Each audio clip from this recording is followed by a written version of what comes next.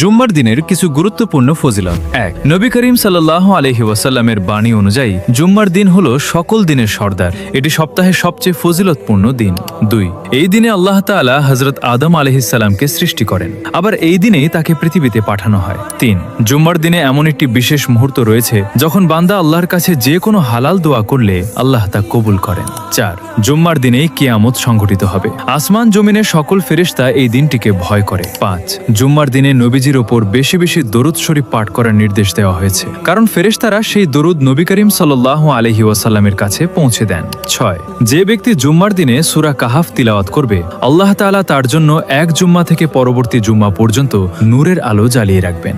৭। জুম্মার দিনে ফেরেশতারা মসজিদের দরজায় দাঁড়িয়ে নামাজে আগমনকারী মুসল্লিদের নাম লিপিবদ্ধ করেন।